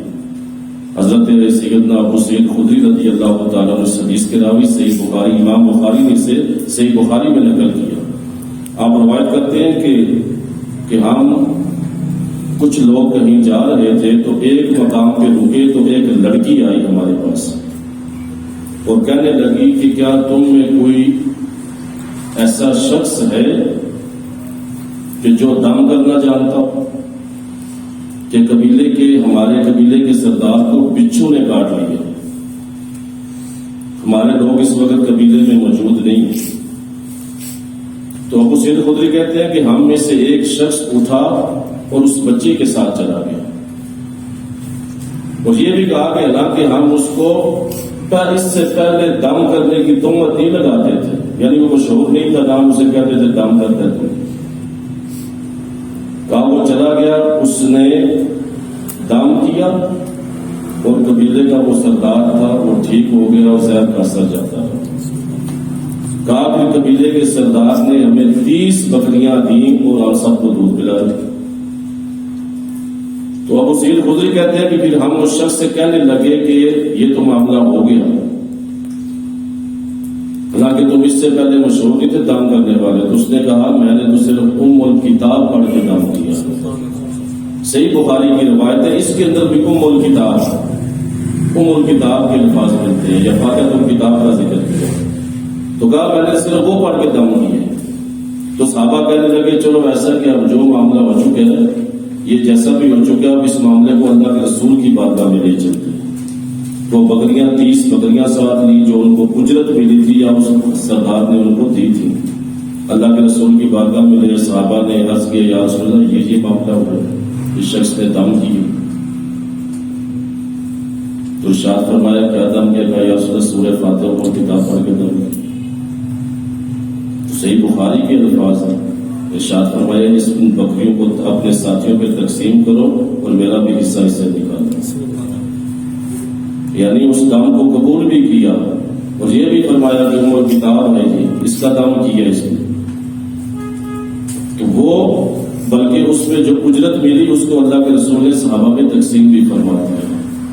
تو اس حدیث مبارکہ کے اندر بھی یہ واضح صحیح بخاری کی حدیث ہے کہ صحابی نے سورہ فاتحہ پڑھ کے بچھو کے کاٹے ہوئے کو دم کیا تو وہ درست ہو گیا، زہر کا سمجھاتا ہو۔ تو یہ الشفا بھی ہے، یہ سورۃ الشفا بھی ہے، شفا دینے والی ہے۔ تو اب یہ سوال پیدا ہوتا ہے کہ فی زمانہ ایسا کیوں نہیں ہو سکتا؟ تو فی زمانہ اگر ہم پڑھیں ایسا کیوں نہیں ہوتا؟ تو اس کی وجہ یہ ہے کہ ہم لوگوں میں روحانیت کی کمی ہے، روحانیت کی کمی ہے ہماری، وہ کنڈیشن جو صحابہ کرام کی ہوتی تھی، پھر ان کے مقام و مرتبے بڑے اعلیٰ تھے۔ وہ ہستیاں تھیں جنہوں نے براہ راست اللہ کے رسول صلی اللہ علیہ وسلم کی بارگاہ میں بیٹھ کے علم حاصل کیا، یہ وہ ہستیاں۔ اور صحابہ کا مقام و مرتبہ کیا ہے کہ زمانے کا بڑے سے بڑا بھی ولی ہو، غوث ہو، قطب ہو، کوئی بھی ہو، اعلیٰ سے اعلیٰ ولی ہو، کسی صحابی کے مرتبے کو نہیں پہنچ سکتے۔ جو صحابہ براہ راستہ اللہ کے رسول کی صحبت یافتہ اور فیض یافتہ ہے، تو اللہ کے کلام میں تاثیر ہے، کمی ہے تو ہماری روحانیت کے اندر کمی ہے، ورنہ اس کے اندر شفا ہے، کیا شک ہے اس کے؟ آج بھی کئی لوگ پڑھ کے پھونکتے ہیں سر درد کا، جب 100 معاملات کے اندر مخصوص تعداد ہے اس کو پڑھ کے پھونکا جاتا ہے، اللہ شفا عطا فرماتا ہے۔ تو یہ دو حدیث مبارکہ، ایک حدیث دونوں بخاری کے اندر موجود ہے، ایک تو اس کی فضیلت پہ دعوت کرتی ہے، اللہ کے رسول نے اس کو عظیم الشان سنت قرار دیا کہ الحمدللہ رب العالمین جو صرف آپ کو عطا کی گئی۔ اور پھر اس کے بعد دوسری حدیث مبارکہ جس کے اندر شفا کا ذکر ہے کہ سورت کے اندر شفا بھی اللہ نے رکھی ہے، اللہ تعالیٰ نے سورت کے اندر شفا بھی رکھی ہے، اس کو پڑھنے والے کو اللہ رب العزت شفا بھی عطا فرماتا ہے۔ تو پھر اس کے بعد فرمایا الحمدللہ رب العالمین، تمام تعریفیں اللہ کے لیے جو تمام جہانوں کا رب ہے۔ الحمد یعنی ہر طرح کی حمد اور تعریف کا مستحق، ہر طرح کی حمد اور تعریف کا مستحق اللہ تعالیٰ ہے۔ الحمد الف لام استغراق کر لیں یا جنس کا لیں، استغراق کر لیں مطلب کیا کہ حمد کی ہر تعریف کی ہر نوچ جس کسی کی بھی تعریف کی جائے وہ اللہ کی تعریف ہے. تو تمام تعریفیں اس اللہ کے لیے جو تمام جہانوں کا رب ہے. اب حمد کا معنی ہے کسی کی اختیاری خوبیوں کے بنا پر اس کی تعریف کرنا، کسی کی اختیاری خوبیوں کی بنا پر. ایک ہے حمد، ایک ہے شکر. اب اللہ رب العزت کی حمد بھی ہم کرتے ہیں، شکر بھی ادا کرتے ہیں، لیکن دونوں میں فرق ہے تھوڑا سا. الحمدللہ تمام تعریفیں اس اللہ کے لیے. حمد کا معنی ہے کسی کی اختیاری خوبیوں پہ، کسی کی اختیاری، اس کے اپنے اختیاری خوبی ہے نا، اس پہ اس کی تعریف کی جائے، اس پہ اس کی تعریف کرنا. مثال کے طور پہ دیکھیں کہ اللہ رب العزت جل جلالہ نے آسمانوں کو پیدا کیا، بغیر ستونوں کو پیدا کیا، مخلوق کو پیدا فرمایا. اب اس کی قدرت کے مظاہر آپ جتنے دیکھیں گے، سورج کو دیکھ لیں، ایک مقرر وقت پہ مقرر راستے پہ چلتا ہے، مشرق سے نکلتا ہے، مغرب جاتا ہے. چاند ستاروں کو دیکھ لیں، اور اس کے جتنی قدرت کے مظاہر جو اس کے نے اپنے اختیار سے پیدا کیے، جو اس نے اپنے اختیار سے پیدا کیے، یعنی اختیاری خوبی ہے. انسان جب ان کو دیکھتا ہے، غور و فکر کرتا ہے، تو اس کی زبان پہ کیا شروع ہو جاتا ہے؟ الحمدللہ رب العالمین. بے اختیار انسان اللہ کا ہم لوگ کرتا ہے، تو ہم کرنا شروع ہوتے، توصیف کرنا، سبحان اللہ، کتنی عظیم الشان ذات ہے. تو یہ حمد کسی کی اختیاری خوبی پہ اس کی تعریف کرنا. اور شکر کیا ہے؟ عموماً ہم اللہ کا شکر ادا کرتے ہیں. شکر ہوتا ہے کسی نعمت کے بدلے میں، کسی کے احسان کے مقابلے میں زبان سے یا اعضاء سے اس کی تعظیم کی جائے، اس کو شکر کہا جاتا ہے. حمد ہوگی نا اختیاری خوبی پہ کسی کی تعظیم کرنا یا تعریف کرنا، اور شکر ہے کہ کسی احسان کے مقابلے میں. اب اللہ رب العزت نے ہم پہ احسان کی، رب تیرا شکر ہے، تو نے مال دیا، تو نے دولت دی، اس کا احسان، کاروبار اس کا احسان. کسی بھی معاملے میں دیکھ لیں، ہاتھ پاؤں کی، آنکھیں دی، صحت دی، تندرستی دی، اس کا احسان. تو اس پہ ہم کیا کہتے ہیں؟ شکر الحمدللہ. تو شکر نعمت کے مقابلے میں کیا جاتا ہے، لیکن یہ عام ہے حمد اور شکر اللہ ہی کی ذات کے لیے. جو حمد ہوگی، جو شکر ہوگا، تو وہ اللہ ہی کی ذات کے لیے ہے. اب حمد کو اللہ کی حمد کرنا، اللہ کا شکر ادا کرنا، اس کے بارے میں کئی روایات موجود ہیں. ایک روایت آپ کے سامنے پیش کرتا ہوں. حضرت انس بن مالک اس حدیث کے راوی ہیں. ارشاد فرمایا کہ اللہ تعالی بندے کی اس بات سے خوش ہوتا ہے کہ وہ کچھ کھائے تو اللہ کی حمد کرے، کچھ پیے تو اللہ کی حمد کرے. اللہ اس سے خوش ہوتا ہے کہ اس کی حمد کی جائے. کہ جب ہم کھانا کھاتے ہیں، کھانا کھانے کی دعا بسم اللہ سے ابتدا کرتے ہیں، اور جب کھانا کھا چکے تو اس کی حمد کرتے ہیں. الحمدللہ الذی اطعمنا وسقانا وجعلنا من المسلمین. اسی طرح رات کو فرمایا سوتے وقت تو اللہ کا نام لے کے سو، اللہ بسمی کا موت واحیہ. اور جب اٹھو تو کیا کہ الحمدللہ الذی احیانا بعد الموت. اس کے اندر اللہ کی حمد. تو اللہ کی ہر نعمت پہ اللہ کا شکر ادا کیا جائے تو اللہ کے پاک رسول ارشاد فرماتے ہیں اللہ تعالیٰ اس سے خوش ہوتا ہے. پھر دوسری حدیث مبارکہ ابن ماجہ شریف کی اندر موجود ہے. حضرت جابر بن عبداللہ رضی اللہ تعالیٰ عنہ سے روایت ہے کہ نبی کریم صلی اللہ علیہ وسلم نے ارشاد فرمایا سب سے افضل ذکر لا الہ الا اللہ، اور سب سے افضل دعا الحمدللہ. سب سے افضل دعا الحمدللہ، یعنی اللہ کی حمد کرنا سب سے افضل دعا ہے. پھر اسی طرح حمد کے متعلق آپ دیکھیں چند مسئلے اس کے اندر. حمد خطبے کے اندر جو اللہ کی حمد کی جاتی ہے یہ واجب ہے. خطبہ پڑھتے ہیں نا جمعے کا یا نکاح کا خطبہ ہوتا ہے، تو اس میں جو حمد کی جاتی ہے یہ واجب ہے، اس کو لازمی حمد کی جائے گی تبھی خطبہ ہوگا. اللہ کی حمد کو چھوڑ کے کوئی اور پڑھنا شروع ہو جائے تو پھر وہ خطبہ نہیں ہو سکتا. اب خطبے کے اندر یہ جو جمعے کا خطبہ پڑھا جاتا ہے یہ 2-4 سیکنڈ کا بھی ہو سکتا ہے، 10 منٹ کا بھی ہو سکتا ہے. اگر اس کے اندر صرف الحمدللہ رب العالمین تو یہ خطبہ ادا ہو، یعنی مختصر ترین بھی ہو سکتا ہے، خطبے کا مطلب اللہ کی حمد ہے، تو اس خطبے کے اندر اللہ رب العزت کی حمد یہ جو ہے نا یہ واجب ہے، اور کھانا کھانے کے بعد اللہ کی حمد کرنا یہ مستحب ہے۔ کھانا کھانے کے بعد کہتے ہیں الحمدللہ، اکثر لوگوں کی عادت ہوتی ہے کھانا کھا کر، اس طرح چھینک آنے کے بعد الحمدللہ کہنا یہ سنت مبارکہ ہے۔ چھینک آنے کے بعد الحمدللہ کہنا یہ سنت مبارکہ ہے، اور حرام کاموں کے بعد الحمدللہ کہنا حرام ہے، اور بعض صورتوں میں کفر ہے، بعض صورتوں میں یہ کفر ہے۔ جس طرح میں پہلے عرض کر چکا ہوں کہ بسم اللہ کو حرام ہے، قطعی کاموں کے اندر بسم اللہ کو پڑھنا پڑھنے سے بندہ کافر ہو جائے۔ اسی طرح الحمدللہ کہنا معصیت کے ارتکاب پر حرام میں قطعی، جس کو اللہ رسول نے حرام قرار دیا، اس کے ارتکاب پر اس طرح کا کسی نے کوئی بات کہی تو اس پہ الحمدللہ کہہ دیا، کوئی بات کی نا کسی نے گناہ کی تو نے فلاں کیا، یا یہ وہ اس طرح کا معاملہ سو معاملات ہوتے ہیں، تو وہ کام گناہ کا ہو، معصیت کا ہو، تو اس کام کے کرنے پہ الحمدللہ کہا تو کفر ہو جائے گا۔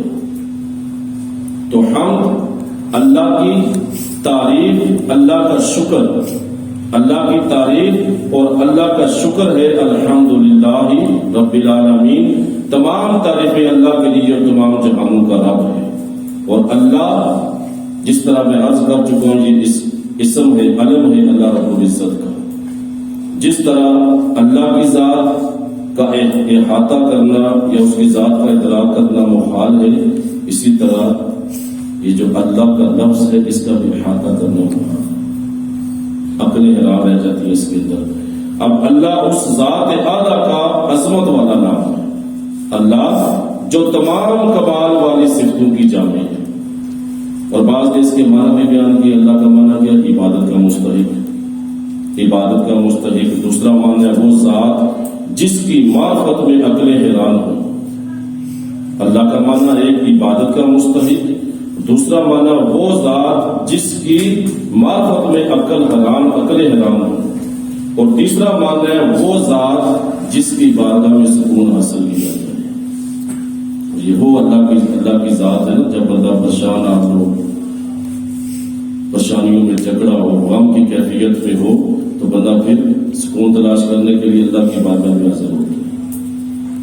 اور یہ بندے مومن کی شان ہے کہ جب اسے اس طرح کا معاملہ پیش ہے تو اللہ کی بارگاہ میں حاضر ہوا جائے۔ اور چوتھا معنی اس کا یہ ہے کہ وہ اللہ کا معنی ہے وہ ذات مصیبت کے وقت جس کی پناہ تلاش کی جائے، مصیبت کے وقت جس کی پناہ طلب کی جائے، جس کی پناہ تلاش کی جائے، اللہ کا معنی۔ تو الحمدللہ تمام تعریفیں اس اللہ کے لیے۔ وہ اللہ کون ہے جو عبادت کا مستحق ہے؟ وہ اللہ جس کی پناہ بندہ طلب کرتا ہے، وہ اللہ جس کی بارگاہ میں سکون حاصل کیا جاتا ہے۔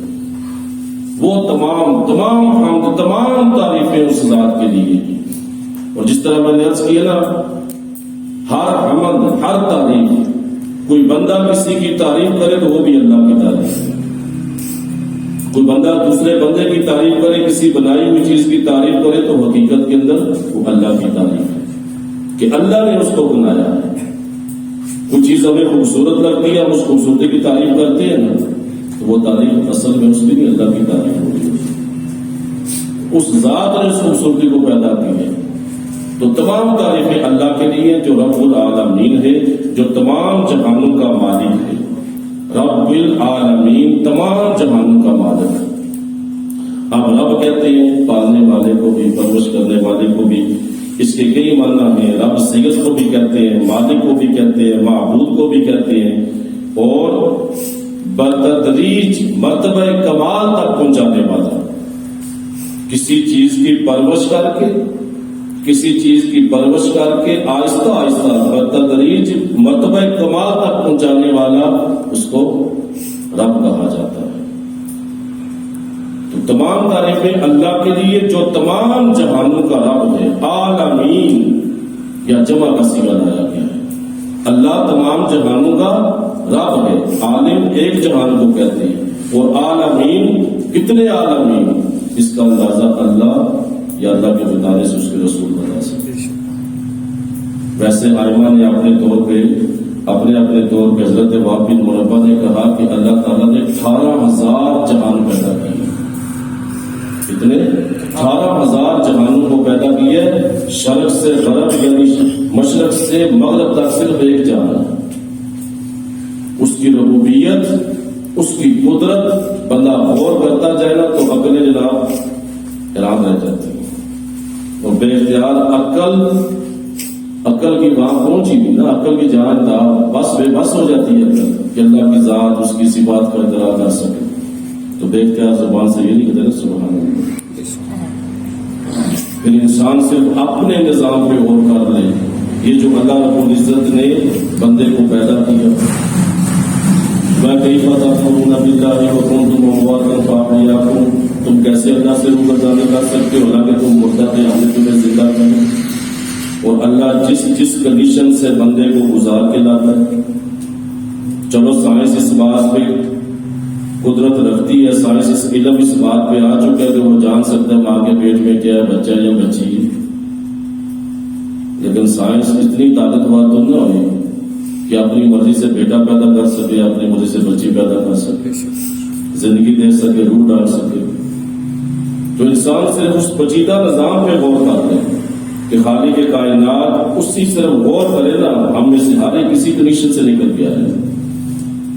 ماں کے پیٹ میں نطفے کا قرار پکڑنا، پھر اس کا جمنا، پھر لوتھڑا پڑنا، پھر جمع ہوا خون بننا، پھر اس کے اندر اعضاء کا پیدا ہونا، ہڈیوں کا پیدا ہونا، پھر اس کے اندر روح کا پھونکے جانا، پھر وہ ایک اندھیر قبر ہے نا اس کے لیے ماں کا پیٹ، اسی میں اللہ اس کو سانس عطا کرتا.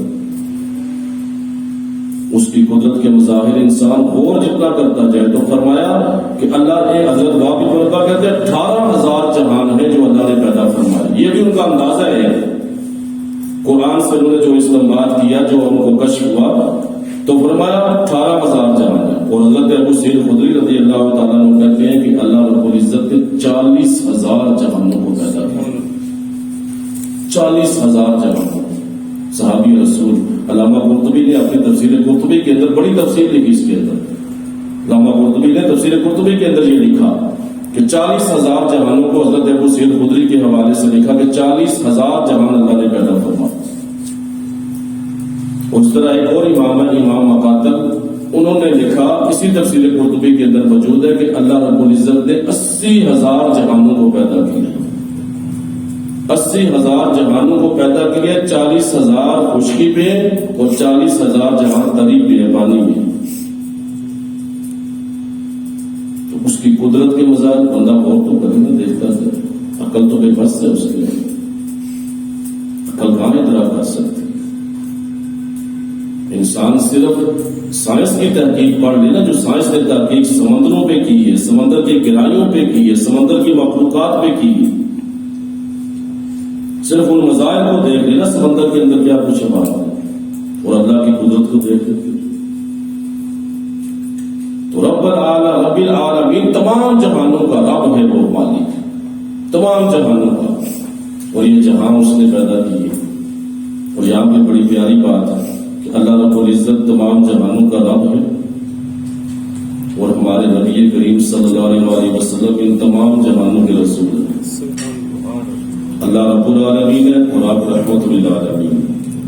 وما ارسلناک الا رحمت للعالمین. وہاں بھی عالمین کا سیغہ، یہاں بھی عالمین کا سیغہ. تو جہاں جہاں کا رب، جس جہاں کا اللہ مالک ہے، رب ہے، ان جہانوں کے رسول اللہ نے اپنے محبوب نبی کو بنا دیا. وہ رحمت للعالمین ہے. ورنہ اس سے پہلے مخصوص نبی تھے، مخصوص قوموں کی طرف آتے تھے، مخصوص قبیلوں کی طرف آتے تھے، مخصوص قوموں کی طرف آتے تھے. لیکن اللہ رب العزت نے ہمارے نبی کریم صلی اللہ علیہ وسلم کو جمیع مخلوقات کی طرف نبی بنا کے بھیجا، آخری نبی بنا کے بھیجا. آپ کے بعد نبوت کا دروازہ کھولا. وما ارسلناک الا رحمت للعالمین کا تاج بنا کے بھیجا. رب العالمین تمام جہانوں کا رب ہے، اور رسول رحمت للعالمین ہے، یہ اللہ نے بنا کے بھیجا، تمام جہانوں کے لیے رحمت والے ہیں. تو یہ رب العالمین تمام تعریفیں اللہ کے لیے جو تمام جہانوں کا رب ہے. اب رحمان الرحیم الرحمن الرحیم کہ جو نہایت رحم فرمانے والا اور بہت مہربان ہے. رحمان جس طرح میں عرض کر چکا مبالغے کا صیغہ، انتہائی رحم فرمانے والا. اس کی رحمت کی حد کوئی انسان نہیں جان سکتا. تو لامحدود ہے نا، لامحدود ہے. اس قدر رحم فرمانے والا ہے، اس قدر رحم فرمانے والا ہے. فرمایا بندہ سمندر کے جاگ کے مطابق، سمندر کی جاگ جتنی جاگ ہوتی ہے نا سمندر پہ، اتنے گناہ بھی کر لے پھر اس کی بارگاہ میں رجوع کرے تو وہ معاف کر دیتے.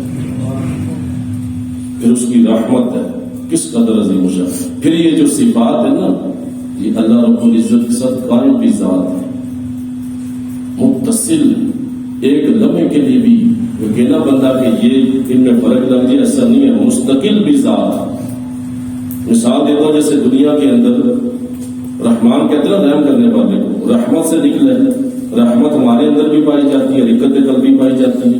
دنیا کے اندر ہم کوئی چیز دیکھتے ہیں، کوئی ایسی کنڈیشن دیکھتے ہیں، مثال کے طور پہ کوئی ایکسیڈنٹ ہو جاتا ہے، روڈ پہ ہو جاتا ہے تو ہمارا دل نرم پڑ جاتا ہے. اگر ہم بالفرض کسی کو دیکھ لیں، کوئی بچہ ہے جناب، ماں والدین کا ایکسیڈنٹ ہوا یا والدین کو مار دیا گیا، ایک بچہ تو ہمارا دل کتنا نرم پڑے گا، نرم پڑے گا. رحمت آئے گی نا، رقت قلبی پیدا ہوگی. کسی غریب کو، کسی مسکین کو، کسی مظلوم کو دیکھیں گے یا کسی ایسے مظلوم میں جس پہ ظلم ہوا تو دل نرم ہو جائے گا نا. لیکن کیا یہ ہماری کنڈیشن 24 گھنٹے رہتی ہے؟ نہیں رہتی. تو یہ انسان ہے، انسان کی کنڈیشن. انسان کے ساتھ رحمت جو ہے، جو حقیقت قلبی یا رقت والا، یہ انسان کے ساتھ مستقل بھی ذات نہیں رہتا یہ رحمت، مگر خالق کے کائنات مستقل بھی ذات ہے. یعنی وہ اس کا رحمان ہونا، اس کا رحیم ہونا مستقل ہے ہمیشہ. اور یہ صفت قائم بھی ذات ہے اس کے ساتھ، اس سے جدا نہیں. صفات خدا نہیں، لیکن خدا سے جدا نہیں. ٹھیک. صفت اللہ عین ہے اور اس کی صفات عین تو نہیں لیکن اس کا غیر بھی نہیں. عین تو نہیں لیکن اس کا غیر بھی، یعنی اس سے جدا بھی نہیں. اور صفات الرحمن الرحیم صفتوں کو صرف خدا نہیں کہتے لیکن خدا سے جدا بھی نہیں کہہ سکتے. تو یہ ایسی صفات ہیں جو مستقل قائم ذات ہے اللہ کے ساتھ. تو الرحمن الرحیم نہایت رحم فرمانے والا، بہت مہربان. مالک یوم الدین، روز جزا کا مالک، یوم الدین کا مالک. عموماً آپ دیکھیں اس دنیا کے اندر کیا ہوتا ہے، ہم دیکھتے ہیں ظلم، جو ظالم ہے وہ ظلم کرتا کرتا مر جاتا ہے، اسے سزا نہیں ملتی دنیا میں. عموماً ایسا ہوتا ہے، ظالم ظلم کرتا کرتا مر جائے گا، مظلوم ظلم سہتا سہتا مر جاتا ہے، لیکن اسے جزا بدلہ نہیں ملتا، کوئی اجر نہیں ملتا. تو عقل کا تقاضا کیا ہے؟ یہی ہے نا کہ ایک ایسا جہاں ہونا چاہیے جہاں پہ یہ بدلہ بھی لیا جائے اور انصاف بھی دیا جائے. اگر یہ معاملہ نہ ہو، انصاف ظالم سے، ظالم کو سزا نہ دی جائے، مظلوم کا حق نہ لیا جائے، تو یہ تو اللہ کی حکمت کے خلاف ہے. اللہ تو عدل کرنے والا اور عقل کے بھی خلاف ہے. تو یہ عقل بھی یہ تقاضا کرتی ہے کہ جس طرح ظالم مر جاتا ہے، اسے کچھ نہیں ہوتا، نہ کچھ سزا ملتی، مظلوم بیچارے کو کچھ نہیں، انصاف نہیں ملتا، تو عقل بھی یہ تقاضا کرتی ہے کہ ایسا جہاں ہونا چاہیے جہاں پہ انصاف ہو، جہاں پہ انصاف ہو. اللہ کی حکمت بھی یہی ہے، اللہ کی حکمت کے خلاف نہیں ہو سکتا. تو وہ روز جزائے جہاں پہ اللہ رب العزت کی بارگاہ میں ہر کس و نفس حاضر ہو، بادشاہ فقیر حاضر ہو. تو یا مالک یوم الدین، فرمایا یوم جزا کا مالک. اللہ تو دنیا کا بھی مالک ہے لیکن روز جزا کا مالک ہے، دنیا کا مالک بھی تو ہے. تو روز جزا کے ساتھ خصوص تخصیص کرنے کا مقصد یہ کہ دنیا کے اندر کیا ہوتا ہے، دنیا کے اندر تو عارضی مالک بھی ہوتے ہیں، عارضی سلطنتیں ہوتی ہیں، عارضی بادشاہت ہوتی ہے، انسان کے ساتھ سب کچھ ہوتا ہے. بات اللہ تو مالک ہے ان کا، لیکن تخصیص آخرت کے ساتھ اس لیے فرمائی کہ وہ دن وہ ہوگا جو بڑی بڑی سلطنتوں والے بھی ننگے پیر ہوں گے، ساری سلطنتیں ختم ہو، سارا مال اور دولت خالی ہو کے آئے گا اس کی بارگاہ میں. وہ فرمائے گا آج کے دن کون ہے مالک؟ تو وہ فرمایا مالک یوم الدین، روز جزا کا مالک، جہاں پہ اللہ کی ذات انصاف کرے گی، ظالم کی گرفت کرے گی اور مظلوم کو جزا عطا فرمائے گی، اور اپنے ماننے والوں اور اپنے پہ ایمان رکھنے والوں، رسولوں کے ماننے والوں کو اللہ کی ذات سے اجر عظیم عطا فرمائے گی. یہ ڈیٹیل سے میں پہلے عرض کر چکا ہوں کہ وہ معاملہ کیا ہوگا، اس کے بعد جنت یا دوزخ۔ پھر فرمایا ایاک نعبد و ایاک نستعین، ہم تیری ہی عبادت کرتے اور تجھی سے مدد چاہتے ہیں۔ ہم تیری ہی عبادت کرتے اور تجھی سے مدد چاہتے ہیں۔ عبادت صرف اللہ کی ہے، عبادت صرف رب کی، معبود کی، اللہ کی ذات اور صفات میں کسی کو بھی شریک کرنا یہ کفر ہے۔ اللہ کی عبادت کسی کو الہ ماننا، کسی کو عبادت کا مستحق ٹھہرانا، مستحق ماننا شرک ہے۔ تیری ہی مدد، تجھ سے مدد چاہتے ہیں، ہر معاملے کے اندر مددگار اللہ ہے، حقیقی مدد اسی کی۔ وہ رازق ہے، وہ مالک ہے، وہ خالق ہے، وہ دینے والا ہے، رازق وہی۔ ہاں اس نے اسباب پیدا کر دی تو بولا تھا یہ جو وسیلے بنائے، یہ جو مجھے اگر مدد کی ضرورت پڑی، میں نے کسی بھائی کو کہا میرا بھائی میرے کام آ گیا، میری مدد کر دی، حقیقی مدد اللہ کی۔ اللہ نے وسیلہ بنایا فلاں شخص کو، اللہ اس کے دل میں اگر یہ بات نہ ڈالے کہ اس کی مدد کرو تو وہ کبھی مدد نہ کرتا۔ یہ اللہ نے بات ڈالی ذہن میں، ورنہ کئی ایسے لوگ ہیں جن کے سامنے آپ دیکھیں کیسے سخت دل ہوتے ہیں، اللہ چاہتے نہیں کہ یہ اس کی راہ میں کوئی نیکی کرے، نیکی کے کام کی طرف نہیں آتے، نہ صدقہ خیرات بلکہ دبا کے رکھتے۔ تو کسی کا کسی کی مدد کرنا یہ حقیقی مدد اللہ ہی کی، اللہ نے اسباب بنائے، وسیلے بنائے، ذرائع بنا دیے۔ اب دوسرے سے مدد طلب کرنا، دوسرے سے مدد طلب کرنا یہ نہیں کہ یہ شرک ہو جائے گا، دنیاوی لحاظ سے بھی ہم ایسا کرتے ہیں۔ کسی کو الہ مان کر، مستحق کی عبادت جان کر کسی سے مدد طلب کرنا یہ کفر ہے۔ باقی دنیاوی جو مدد ہوتی ہے ہم ایک دوسرے کی کرتے رہتے ہیں، تو یہ مدد بھی کرنا اصل اللہ کی طرف سے ہوتا ہے۔ جس طرح میں عرض کر چکا ہوں، اللہ نہ چاہے تو کوئی کسی کی مدد نہیں کر سکتا۔ اس کی بھی ڈیٹیل ہے، مگر مختصر ترجمہ وقت کافی ہو گئے۔ فرمایا اهدنا الصراط المستقیم، ہم کو سیدھے راستے پہ چلا، ہم کو سیدھے راستے پہ چلا۔ صراط مستقیم کون ہے؟ کون سا راستہ ہے؟ انبیاء کا راستہ، اسلام کا راستہ، اس راستے پہ چلا۔ اور بعض لوگ اس کا ترجمہ کرتے ہیں ہمیں سیدھا راستہ دکھا، اکثر پڑھا ہوگا بعض ہمیں سیدھا راستہ دکھا، مناسب ترجمہ نہیں ہے وہ۔ جب سیدھا راستہ ہی نہیں دیکھا ابھی تک تو پھر ہدایت کہاں ملی؟ مطلب ساری زندگی یہ سمجھتے رہے کہ یا اللہ ہمیں سیدھا راستہ دکھا، جب سیدھا راستہ ہی نہیں دیکھیں گے تو پھر عمل کون سا قبول ہوگا؟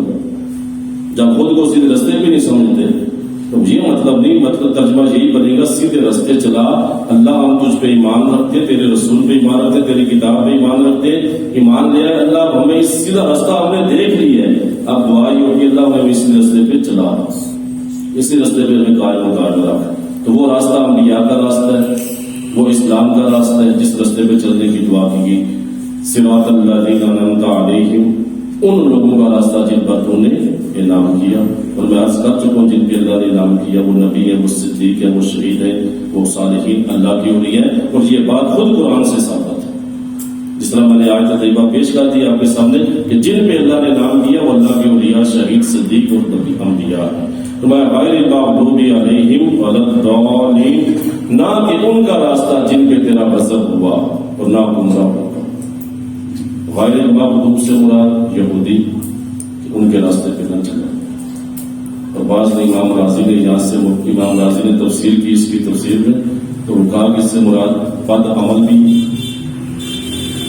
اور ولا الضالین سے مراد مشہور تفسیر یہی ہے کہ اس سے مراد عیسائی ہے کہ جو گمراہ ہوئے، اللہ کو باپ مان لیا، حضرت عیسیٰ کو بیٹا مان لیا، حضرت مریم کو ماں مان لی۔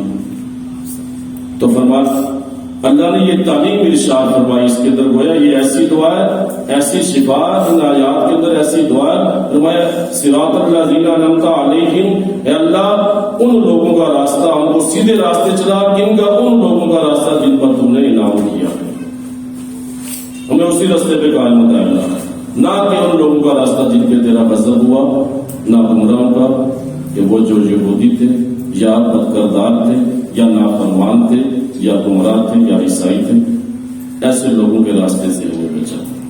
یہ سورۃ الحمد ہے، جس کی بسم اللہ الرحمن الرحیم اور سورہ حمد کی ان 7 آیات طیبات کی میں نے آپ کے سامنے مختصر سی تشریح رکھی. اللہ کی بارگاہ میں دعا ہے کہ اگر اس میں کوئی غلطی کوتاہی ہوگی ہو اللہ اپنی رحمت کاملہ کے صدقے معاف فرمائے. اللہ اسے اپنی بارگاہ میں قبول فرمائے. اللہ ہم سب کو علم کے ساتھ عمل کے ساتھ اخلاص اور اخلاص کے ساتھ اپنا حکم عطا فرمائے.